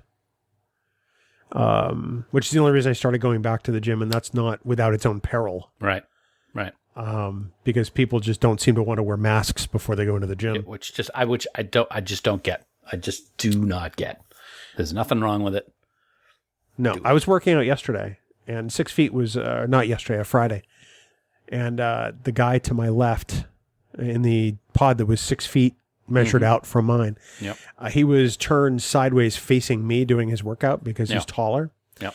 I could feel him breathing. Oh, from how heavy he was, and it weirded me right out. I'm sure. Lie. Yeah. I did send a note of feedback to the owner and say, look. Yep. We're planning on doing the same thing. I get that people are working hard. I understand, but people have to know that this thing, this virus can be spread through respiratory droplets. And I have no idea if this guy is asymptomatic Yep. or not. Yep. I have no idea if he's tested. I wish everybody would think like you, man. Because then people would wear their GD masks. God. But no, back to your point. I miss you too, man. It's definitely well, I think we're at 17 weeks now. I've lost count. God, March 13th. That morning. Yeah, Friday the 13th. I drove home from work at about 10:30 in the morning. And you were the day before. You didn't go in that day. So it's been a while. Been a long time. Mm-hmm. Yeah, this is day 115. There you go. So 15. It's going for another 3 months at least. At a minimum.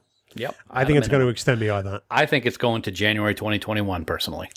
I think it's going to go beyond that. I think that STLV in December will probably get canceled. Well. And I can't blame them. I don't see myself going to Georgia for Thanksgiving like I do every year. Mm-hmm. That's going to be. I have a feeling there's another round of stay-at-homes coming, and knowing what it's like just to try to get people to wear a GD mask. Yeah. Yep. I weep for humans. I really do. Cull the herd. That's all I gotta say. The problem is the herd thinks they know better than doctors. Well, then cull them. Well, unfortunately, they're taking out too many people who are trying to do the right thing. That's true. It's just we could get on a whole topic, but we're not going to do that because why? We're Trek Geeks. We're happy people. Well, I am. You're sad state of affairs. I'm kind of a piece of trash. I have to say, really, the only thing that has kept me sane is our daily interactions. Mm-hmm. Yours and mine online, through chat. Having my wife, is like I know for you with Sue has been probably the best thing possible. Yeah. But Star Trek has kept me grounded, man. Yep. I got to tell you, whether it's watching DS9 on occasion or picking up Star Trek Online like I have in the last week, mm-hmm. Trek has kept me going, and it's something I'm incredibly thankful for right now because I need that positivity and I need that hope. It's great that people have something to hold on to at times like this too, and just like you, Star Trek is for me too, man. It's fantastic. Whether it's watching episodes or reading novels or reading Dayton Ward's daily stuff because he is just freaking hilarious. Yeah. His new book came out, which I understand Holly Amos got named in it. That's pretty awesome. Agents of Influence. Yeah, still waiting for us though. Did you hear that? I told him that we need to be a couple of red shirts that get killed off in a future vaporized. Yep. And not like with the Veron T disruptor. Just a nice bad one. That'd be awesome. Oh, that'd be great. I'm thinking like transporter accident. Oh, like motion picture. Yeah. Mm-hmm. Sonak. Enterprise. What we got back didn't live long. Fortunately. There's nothing you could have done, Rand. It wasn't your fault. My favorite quote from that whole scene is this one. I just need a second. Oh no, they're forming. Wait a minute. And then it's like kind of like a metallic sounding. And then just this sludge pile that you could kind of see, but not. Have you ever seen the video of the actors on set without the special effects? No. Oh, it's hilarious. Oh, I'm gonna have to check it out. I'm positive it's on YouTube. But they're just sort of moving around and gyrating, and like, all right, now, can you imagine how this went on set with director Robert Wise? Okay, so you're in this transportation system on the ship. It beams you from one place to the other, except there's a problem, and your character's going to die in the scene. I'm sorry to say. So I want you to pretend like your insides are being twisted right out, and it's the greatest pain you've ever experienced. Okay, and begin. All right, wait, cut. Back to one. Sonak, I need you to writhe around a little more. Okay, here we go. Rolling, action. That's good. Cut, print it.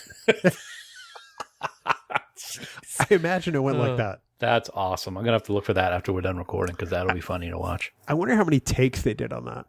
And Sonak couldn't show emotion because he was Vulcan. So he'd be like, ow. Sorry. Well, I'm sure at that point the logic's going out the window because the greatest pain you've ever experienced. Spock even screams in pain. He does. And you see all the flashes. Because that's kind of what he sounds like when he screams. Kind of a weird scream. I wish I had a screenshot ready to take a screen print of your face while you were doing that. Looks like my picture today from the gym. So that'd be a new emoji on Discord for our patrons. It's a true story. On if you're one of our Patreon type people, you get access to our private Discord channel. And one of the emojis that I've created on there is Grumpy Dan. It's Dan who looks like Grumpy Cat, and it's awesome. Still looks pretty good, doesn't it? Yeah. That's pretty good. I'm not gonna lie. I haven't changed. There is no Bill emoji yet. That's only because Bill creates the emojis. I'm sure I can get one. You'd have to log into Discord to find out. You know what would be a good one? You know what the good one would be with you hosing the phaser from work that you did one year, the sad phaser face. That's yeah. That's a good one. I would have to do like the polar opposite of your grumpy face, like super happy face, like like that. I don't know who he is. I know he's a singer. He's got all the tattoos all over his face.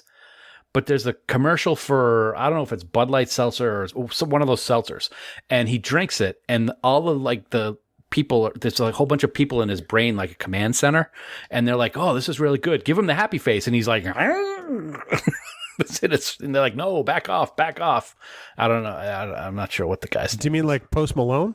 I've had the slightest idea. No clue. I'd have to pull up. I'd have to go to another window and pull up that name because I have no idea. What's his name? Post Malone. Okay, let me see if that's him. Let's see. Yep, that's him. All right. Yep. And it's the face he makes is really funny because he's like, "Argh." I can understand why you didn't know who he is because your musical taste rivals that of a 14-year-old girl in any era. Oh, dude, I am so heavy into AC/DC and Led Zeppelin and stuff lately. Please. I'm not even joking. Ask Sue. When I first met you, I can't tell you how many times you listened to "Baby One More Time" by Britney Spears at work. I know all the pop hits from the females back then. Yeah, absolutely. You still do, and the males. Come on, you listen to the boy bands too. Absolutely, but no, it's been 70s rock like constantly for months. Love it. Is it because you're trying to accept your midlife crisis? No, I think it all started because of Thunderstruck at the gym. That made you not smile anymore. The gym makes me not smile. One of these days, we're going to be doing Thunderstruck at the gym, and during the guitar solo, I'm going to break out into the Angus dance with the guitar. I'm just going to be doing that up and down the thing at the gym. You mean once you're not restricted to your workout pod? Yep. Oh, yeah. Yeah. All right there, jerk. Are you ready to do this? Wow, what a plethora of topics we discussed in today's outtake. This is a long outtake. And thank you for staying with us this long for non-Star Trek content. Although we did talk some Star Trek. So. We did, a little bit. Now we got to talk about it for a whole hour, so I don't want to get tired. I love you. I miss your face. I miss your face. So I'm seeing it right now, and I still miss it. I just like to rub my face on it, on my hand on your face, rather. Wow, that sounded bad. I did. Let's do this.